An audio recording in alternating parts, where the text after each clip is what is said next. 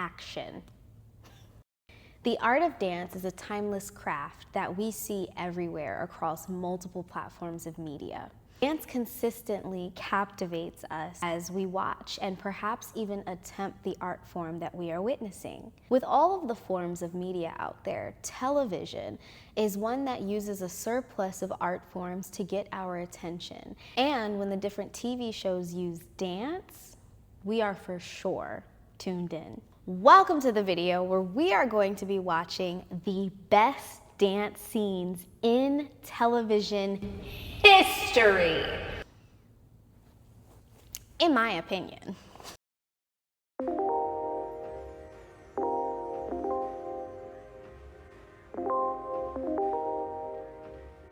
Hi, my name is Jelani, and I love dance. I also love geeking out about stuff, so here we are.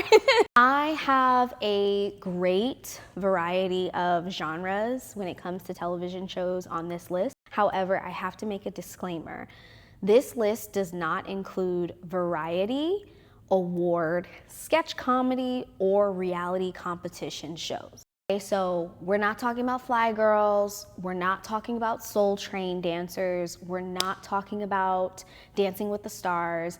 I'm also not talking about Paula Kelly's solo at the 41st Annual Academy Awards back in 1969. Though we need to be talking about that, but we're not doing it today. Instead, we are going to be talking about scripted television shows. The shows have nothing to do with dance, and I feel like that makes for a better dance scene. So without further ado, get cozy and come along with me as we watch some amazing dancing on TV. I bought those boat tickets the day I saw that YouTube video. I knew we'd need a backup plan. First, we have The Office and the infamous episode Niagara. This takes place at Jim and Pam's wedding, and it was choreographed by Mary Ann Kellogg. Now, I wasn't an Office fan. It wasn't one of my comfort shows. However, I had a mom from a dance studio that I taught at tell me about this specific scene because she was mentioning that she loved the song by Chris Brown, Forever. And that is how long this song went on, girl. I know you specifically put this song on your do not playlist. Yes, I did. Oh my God. Okay, since I wasn't an Office fan, I didn't know that this was based upon a viral video that had come out back in 2009 titled JK Wedding Entrance Dance. And to be quite honest with you, those people killed it. That guy with those knees, hold on, I have to bring up the video. This guy right here with those knees, hey. Would I necessarily do that for my wedding, like entrance? Probably not, maybe like a reception type of thing. But good for those people, like they seem like they're so, like friends. It's so nice to have friends like that though, that just want to celebrate your moments and like goof off in the moments that you should be serious or whatever. Like, I love that. Good for them. And to have a viral video, shoot, 106 million views. Girl. Did you see this? It was on YouTube. The scene from The Office is fun and perfectly placed. Chaotic wedding, a crazy couple of colleagues, and a viral video number that is still a vibe today, honestly. Do you know your name?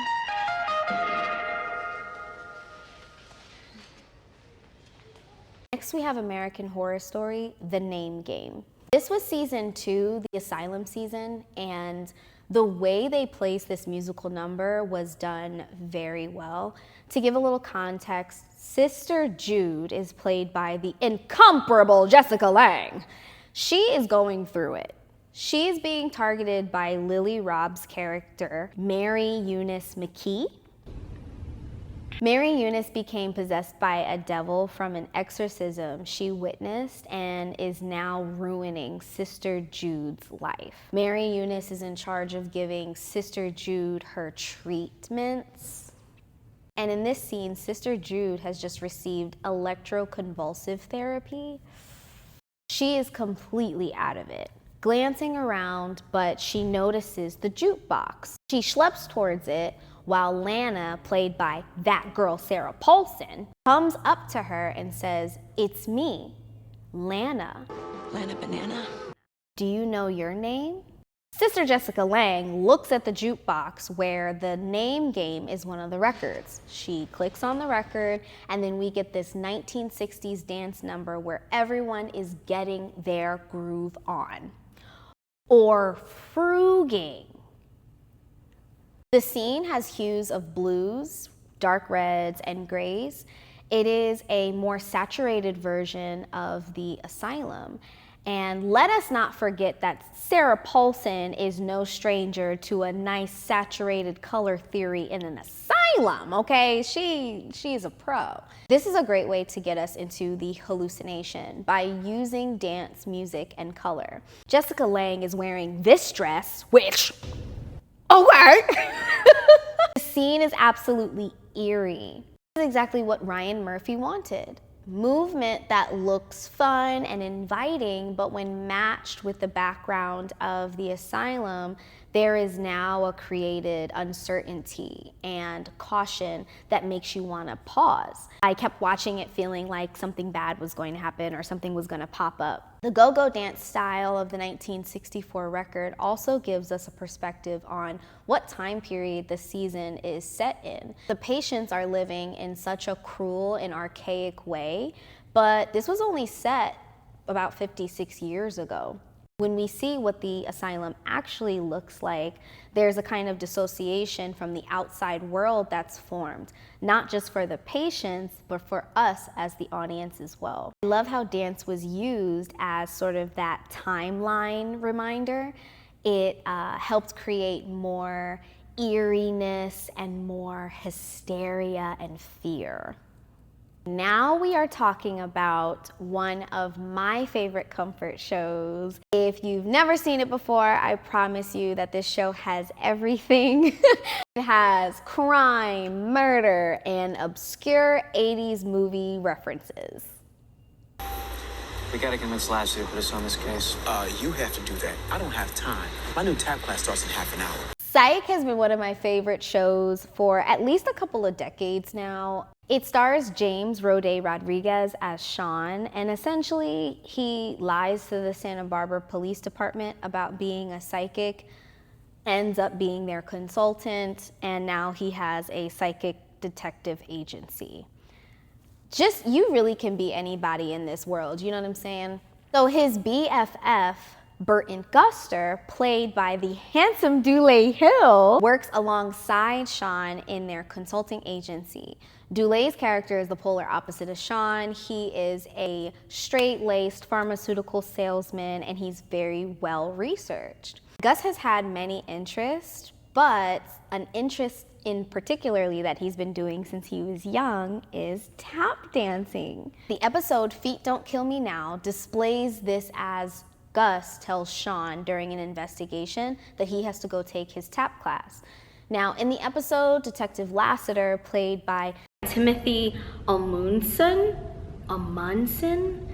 this man that terrified us in our childhood. He is told by his Therapist. that he needs to find a hobby and overhears Gus talking about his tap class. We get this debacle. But then later on in the episode, they have a recital, and this is the scene that I'm talking about. And frankly speaking, word is out, hysteria you heard about. Now said you can kind of turn it out. Body the verse till I scream murder out. The kings is back, time to return the crown.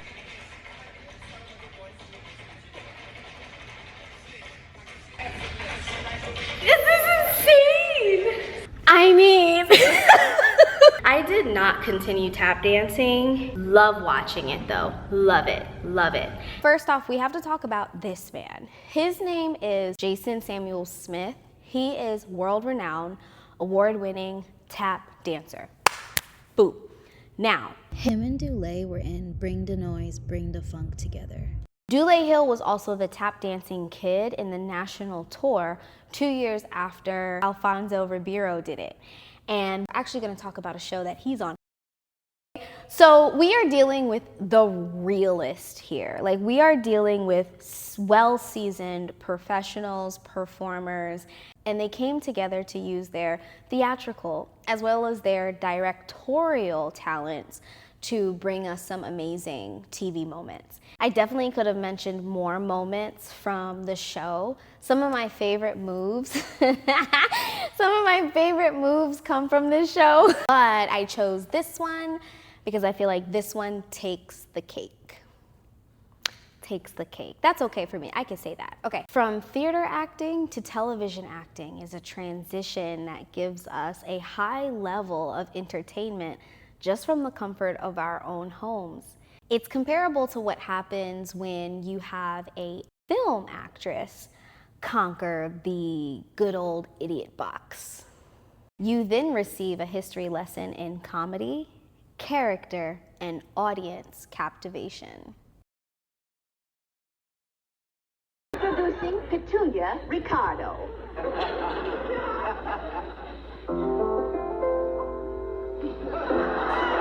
The I Love Lucy episode is called The Ballet. In this episode, Ricky needs a ballet dancer for a show, and Lucy wants to have the part, despite having no ballet training whatsoever.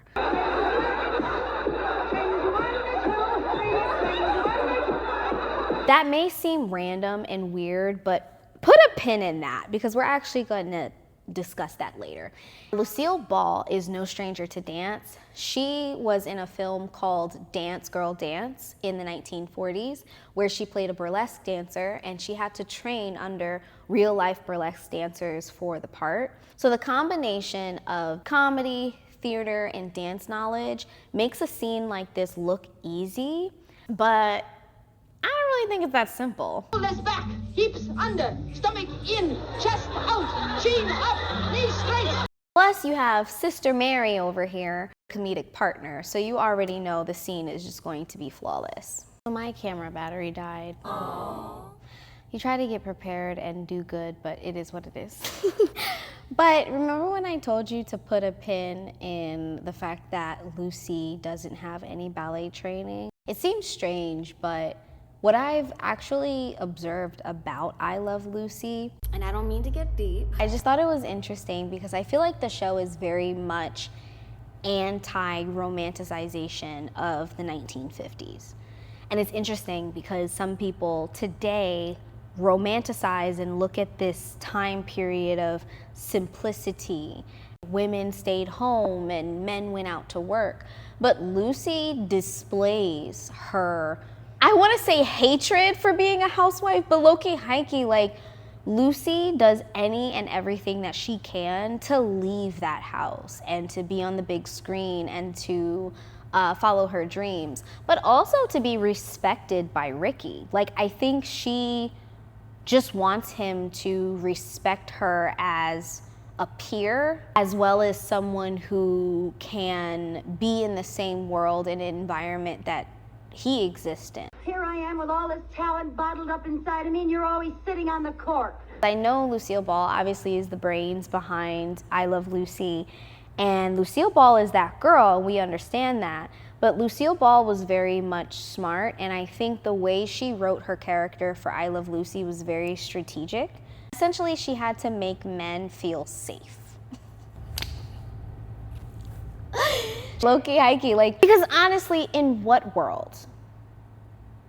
In what world, okay?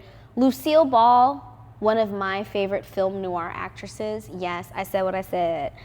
Lucille Ball needing anybody to become a star or to have some sort of fame, especially like needing permission from her hubby to be famous.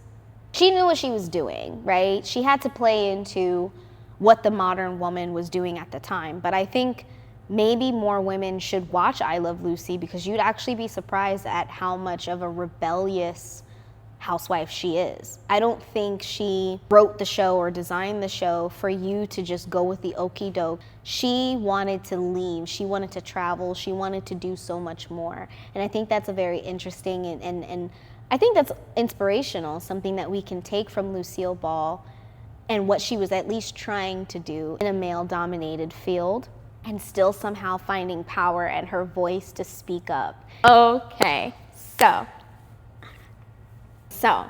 now we are going to talk about a TV dance moment that actually inspired this video to begin with. This TV dance moment is so unforgettable, and it represents themes of resilience and courage and reinvention of one's life. Can you guess which dance scene I'm talking about? We're looking for 3 of our leading roles, so let's get started. We have to learn this combination. The episode is called The Big 4-0, and this dance scene is just incredible, and it's so cool because it revolves around a couple of themes as well. We have Aunt Viv, played by Janet Hubert, which we'll get back to her. Her hubby, Uncle Phil, played by the late, great James Avery, is putting together a birthday party for her Big 4-0. The birthday party was nice. Over a quarter of a century ago. Time marched on. The years rolled by. The kids meant well. But this inspires Aunt Viv to get back into performing, where she now has 3 weeks until the big audition. When she first gets into the dance studio, we see these heifers over here, which mean one of them is so weird. The Israeli folk dancing class is down the hall. Why in heaven's name would she be taking that class? Get a life. This warm-up eats. 5, 6, 7, 8, and contract. 5 and 6 at 7.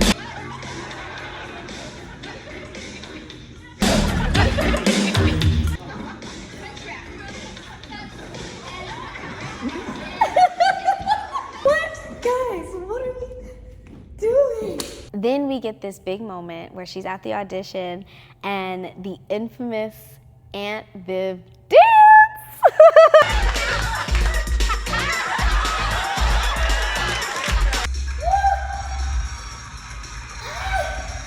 Oh, and you gotta get up the way she did.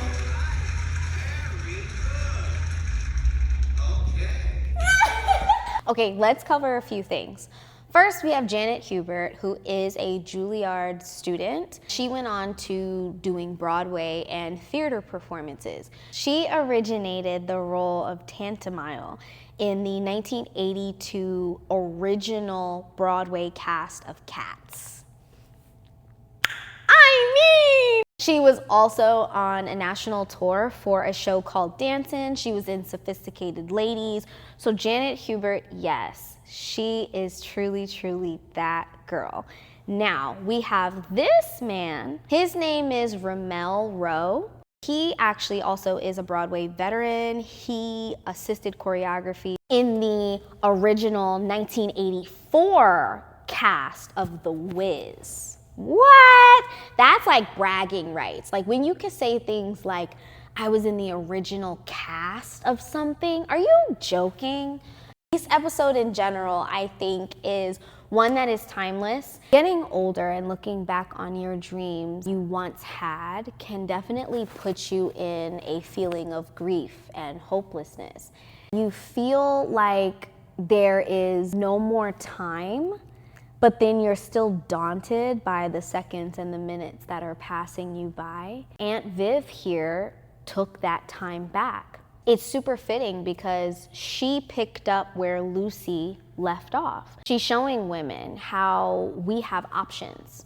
We can be there for our families, but then we can also show up for ourselves. And Aunt Viv teaches Black women that we can still be strong mothers and authoritative in our households, but then still be cherished and loved and honored by those that are around us, those that love us. And we can still be soft and receive those things, but have those moments of vulnerability. Do you think I'm pretty? I see every great thing a man could possibly want in a woman. Skin, color of mahogany, body fit for a goddess. That is for sure my favorite. I would say my favorite TV dance moment. As I mentioned, I absolutely love dance and I'm grateful to be able to dance myself, but I'm also grateful to be able to witness the art form and sort of how it's used in different ways. It's used for entertainment, but it's also used for communication as well. A dance number can convey a message or move a plot along, put us into a dystopian world or an illusion. There's so many ways that we can use dance and enjoy it, and I hope this list showcased just a few of those ways. Thank you so much for watching the video. If you liked the video, like the video, okay? Comment, share, subscribe. Tell somebody about my pretty face. Thank you so much for being here today. Let me know what are some of your favorite TV dance moments, and maybe we'll do some more lists similar to this. If you haven't seen my previous video, I talked about dance scenes in movies. So check that out. Thank you so much for watching, and I hope you guys enjoyed. Until next time, many blessings. I'll see you in the next video. Bye.